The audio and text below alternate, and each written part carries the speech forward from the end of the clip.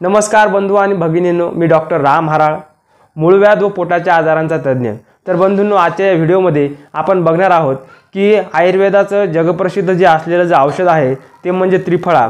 या त्रिफळा चूर्णाचा आपल्या मूळव्याधीच्या कोणत्या लक्षणावरती उपयोग होतो व त्याचा कसा जर उपयोग जर घेतला तर आपल्या मूळव्याधीचा समूळ नायनाट होईल। तर बंधूंनो, त्रिफळ्यामध्ये जे 3 घटक असतात, आवळा, बेहडा आणि हिरडा, तर यापैकी जो हिरडा जो असतो तो रेचक आहे। रेचक तिन्ही सुद्धा संडास आणणारे आहेत, परंतु जो आवळा जो आहे तो शक्तिवर्धक आहे आणि बेहडा जो आहे ते वाहणारे जे रक्त आहे त्यांना थांबवण्याचं काम तो बेहडा करतो। आणि म्हणजे तिन्हीचं जे मिक्सचर जे आहे त्याला त्रिफळा म्हणतात।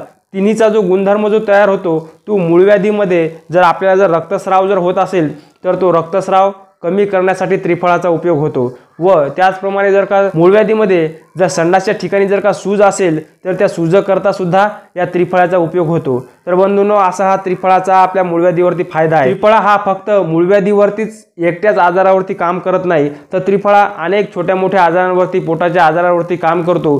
ज्या कोणाला कब्ज आहे, म्हणजे व्यवस्थित पोट साफ होत नाही, अन्नाचं पचन होत नाही, व्यवस्थित भूक लागत नाही, काही वेळेमध्ये पोट व्यवस्थित साफ न झाल्यामुळे ॲसिडिटी होते, कोणाला झोप लागत नाही, त्याचप्रमाणे त्रिफळा हा डोळ्यांच्या आजारावरती सुद्धा अत्यंत उपयोगी आहे। आणि त्रिफळाचा जर योग्य प्रकारे जर का उपयोग जर का घेतला तर तो कायाकल्प करणारा सुद्धा, म्हणजे एक प्रकारचं रसायन सुद्धा त्रिफळा आहे।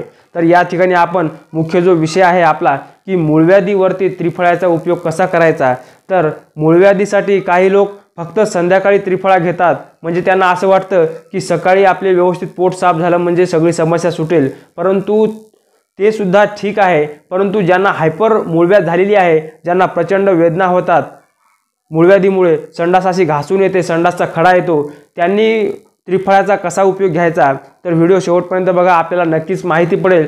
माझा उद्देश आहे की महाराष्ट्रामध्ये भरपूर लोकांना मूळव्याध आहे, तर ती मूळव्याध किंवा ऑपरेशन न करता घरच्या घरी नीट व्हावी या उद्देशाने मी तुम्हाला मार्गदर्शन करत असतो। जर तुम्हाला जर व्हिडिओ जर आवडत जर असतील तर या चॅनलला सबस्क्राईब अवश्य करा आणि ज्या लोकांना मूळव्याधीचा त्रास आहे, जे ऑपरेशनाकरता जात आहेत, त्यांना हा व्हिडिओ अवश्य पाठवा। तर बंधूंनो, मूळव्याधीमध्ये आपण जर का रात्री जर का घेतलं तर फक्त सकाळी त्याने संडास साफ होईल यामध्ये काहीही शंका नाही, परंतु संडासचा जो सकाळी जो खडा येतो, अशा कडक जी संडास येते, त्या खड्यामुळे त्या ठिकाणी नवीन जखम दररोज तयार होते व त्यातून जे रक्त येते आणि त्यामधून इन्फेक्शनसुद्धा होण्याचा धोका असतो त्या जखमेमधून। म्हणून आपली संडास ही सकाळी सुद्धा कडक नाही आली पाहिजेत, त्यासाठी आपण काय करायचं, दररोज सकाळी त्रिफळा चूर्ण घ्यायचं आहे कोमट गरम पाण्यामध्ये, आणि रात्री सुद्धा कोमट गरम पाण्यामध्ये त्रिफळा घ्यायचं। 2 वेळा त्रिफळा घेतल्यामुळे काय होईल तर सकाळी त्रिफळा घेतल्यामुळे दिवसभरात आपण जे जेवण केल्यामुळे जी पोटामध्ये घाण तयार होईल ती संध्याकाळी आपली संडासद्वारे बाहेर पडेल, आणि रात्री आपण जे जेवण केलं ते सुद्धा रात्री घेतलेल्या त्रिफळ्यामुळे ते सुद्धा व्यवस्थित बाहेर पडेल आणि आपल्या पोटामध्ये वाढलेली जी उष्णता आहे ती शांत करण्याचं काम हा त्रिफळा करेल। सांगितलेला या पद्धतीने घेतला आणि व्यवस्थित पथ्यपालन जर का केलं तर आपली मूळव्याधी कायमस्वरूपी नष्ट होईल। तर बंधूंनो, ही जर माहिती जर आपल्याला आवडली असेल तर मी आपला खूप आभारी आहे। आपले काही प्रश्न वगैरे असतील तर आपण कमेंटमध्ये विचारू शकता, मी आपल्याला यथाशक्ती आपल्या प्रश्नांचं उत्तर देण्याचा प्रयत्न करतो। पूर्ण व्हिडिओ बघितल्याबद्दल मी आपला खूप आभारी आहे। धन्यवाद।